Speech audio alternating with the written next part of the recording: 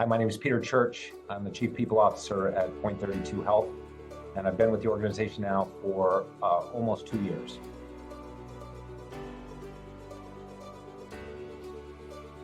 Well, I'll tell you, anytime you bring two things together that weren't together before, there's going to be challenges and opportunities. Our focus in 2022 was really around the culture of the organization. We had these two heritage organizations with deep roots here in the Commonwealth, large players in the health plan space in New England, and prominent defining cultures that they both had. But as we think about what the company is now and what we needed the organization to be going forward, a big part of our focus in 2022 and ongoing is around defining our culture, establishing traditions, norms to complement and support the values, beliefs, and behaviors that we've built out for our organization that have been co-created with our colleagues. That's one of the biggest things we've done. The second is, as we think about who we are, just knowing who we need to be, a focus on well-being for our organization and all of our colleagues. The types of programs we bring forward has been a priority, ensuring that our colleagues feel that their personal needs are being met so that they can bring their best selves to work. And then finally, diversity, equity, and inclusion is such an essential part of the work we do. It's important to our colleagues in terms of what people believe in and look for in an organization. And so we've really worked to ensure that there is not only clarity in what we're committed to, but infrastructure around how we bring and fulfill that commitment to our colleagues, our community, and ultimately our members.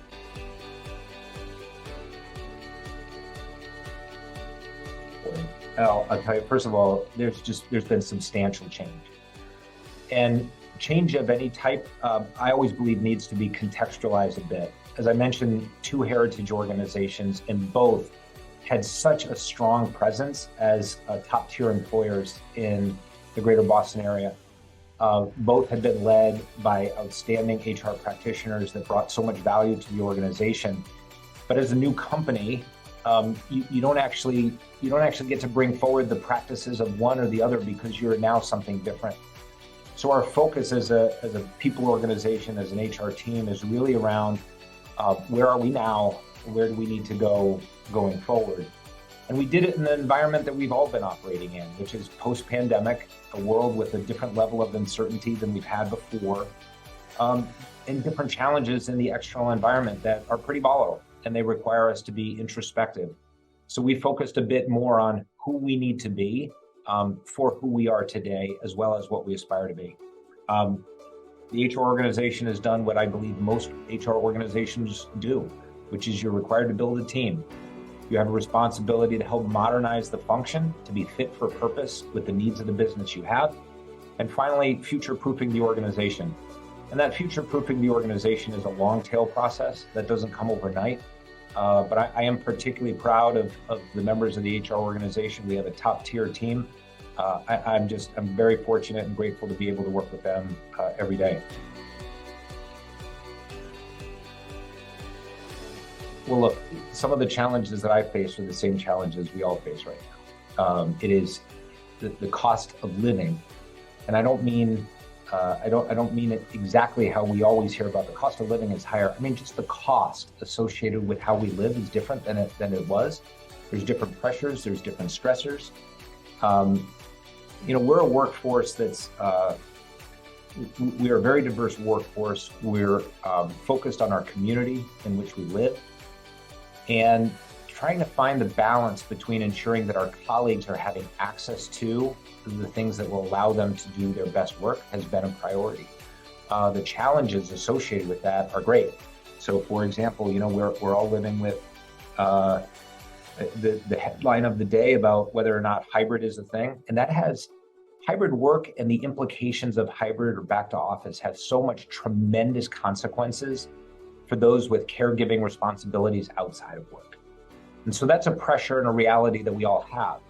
And so while the headlines capture our attention, what sits beneath that is a lot of colleague sentiment and emotion around how you live and how you can work. And ultimately, when you do work, how do you grow your career?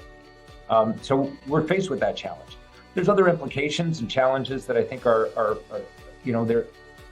They're new for us today, but we're always challenged with new innovation. So, for example, this year, I think we can't get through the year without spending some time talking about ChatGPT and the impact that accessible AI has for all colleagues and the implication that has on not only innovation, workflows, productivity.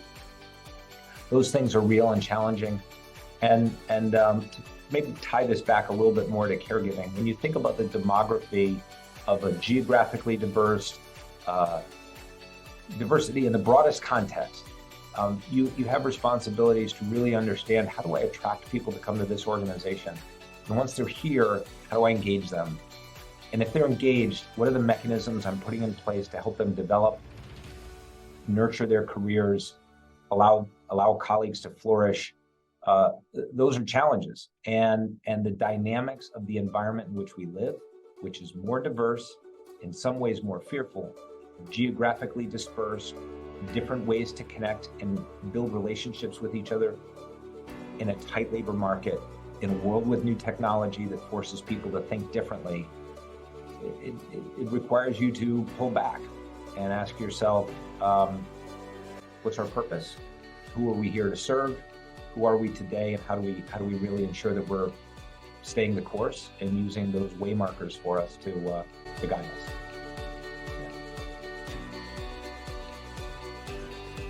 So I think when I say you need to know who you are, a big part of that is just understanding the demographic composition of your workforce, and then understanding a little bit more about the needs of who you are and whether or not you have those practices, programs, benefits, if you're being attentive to them. So I'm going to use the example of caregiving as an example. Point32Health is an organization with around 70% of our workforce is female. We have around 4,400 colleagues geographically dispersed across 23 states, but the preponderance of our workforce is here in Massachusetts, and we're about 31% people of color. The caregiving responsibility, the data will tell us that caregiving responsibilities have an outsized impact for women and for people of color. We also know that caregivers themselves usually spend between 8 and 15 hours additional working outside of work. We also know that time spent outside of work comes with a responsibility that is often unpaid, and where responsibilities that people have out-of-pocket expenses that on average will range from $5,000 to $7,000. That's not discretionary income. I mean, that's discretionary income that's being impacted by these caregiving responsibilities. And then there's just what we all know, which is life can be complicated. And so over the past several years, as there's been overt efforts at destigmatization of a lot of things that impact us outside of work, caregiving being one of them, we've tried to understand about the needs of a caregiver and ensure that when we have elements of a workforce, or when we have a workforce with needs associated with caregiving, how can we provide benefits and services and support to create capacity in the head and the heart to let people live more effectively outside of work, provide some relief of the burden, even though it's a privilege, the burden that caregiving can sometimes provide, so that people can ultimately do their best work when they're at work. So caregivers, the needs of caregivers, and the benefits that we can provide to support caregivers in a variety of ways has been one of our touchstones in our engagement, attraction, recruitment, and retention strategy.